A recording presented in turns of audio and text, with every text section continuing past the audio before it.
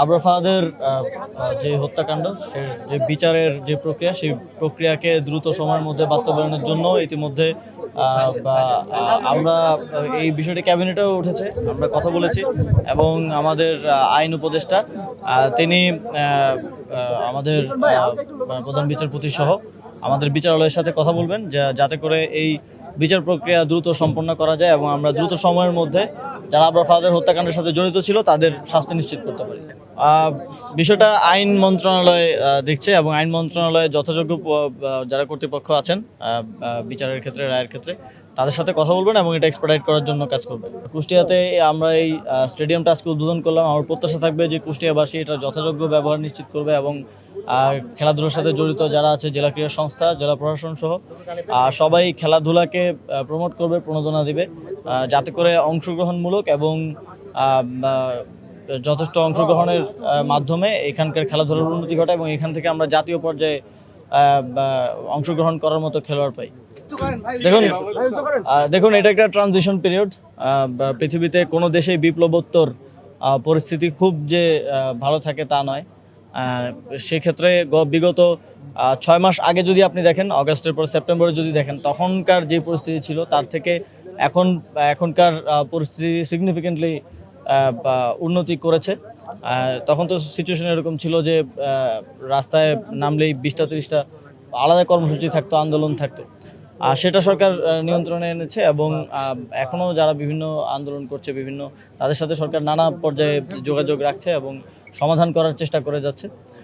এছাড়াও সার্বিক যে আইনশৃঙ্খলা পরিস্থিতি, আপনারা জানেন যে হাসিনার সময়ে জুলাই আগস্ট গণ অভ্যুত্থানে কীভাবে আইনশৃঙ্খলা বাহিনীকে জনগণের বিরুদ্ধে লেলিয়ে দেওয়া হয়েছিল, যে কারণে তাদের যেই মোরাল নৈতিক অবস্থান সেটার কারণে তারা সঠিকভাবে দায়িত্ব পালন করতে পারছে না। আমরা আইনশৃঙ্খলা বাহিনীকে আরও জনবান্ধব করে তোলার জন্য নতুন করে ট্রেন করা এবং নতুন সদস্য অন্তর্ভুক্ত করা, ইতিমধ্যেই 5000-এর অধিক ট্রেনিংয়ে গেছেন, আরও প্রক্রিয়াধীন আছে। সেটাকে একটা দীর্ঘমেয়াদী প্রক্রিয়া, তবে আমরা উদ্যোগটা নিয়েছি এবং পুলিশ সংস্কার কমিশন যেই গাইডলাইন, যেই প্রস্তাবনাগুলো দিয়েছে সেগুলো বাস্তবায়নের মাধ্যমে আমি মনে করি যে বাংলাদেশের আইনশৃঙ্খলা বাহিনী আরও জনবান্ধব হবে এবং সার্বিক দেশের আইনশৃঙ্খলা পরিস্থিতি থেকে শুরু করে সবকিছুর একটা উন্নতি।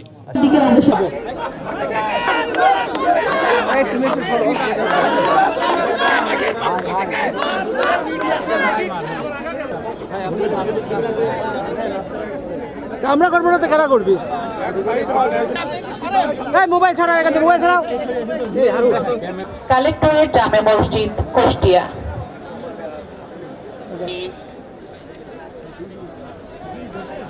فاذكروني ولكن لا تشكرون। স্মরণ করো, আবার কৃতজ্ঞতা করো, অকৃতজ্ঞ হেও না। হে ঈমানদারগণ, তাদেরকে তোমরা মৃত বলো না মৃত, বরং তারা জীবিত।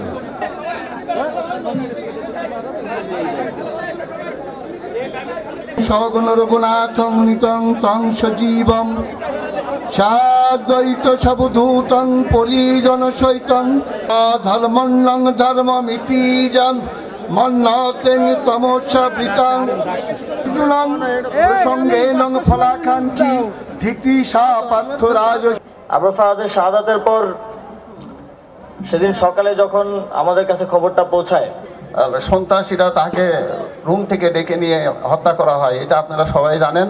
বিগত স্বৈরাচারের দূষর যারা ছিল, মূলত ক্রিকেট স্টেডিয়াম হলেও খেলা, অন্যান্য খেলা যেমন ফুটবল, হকি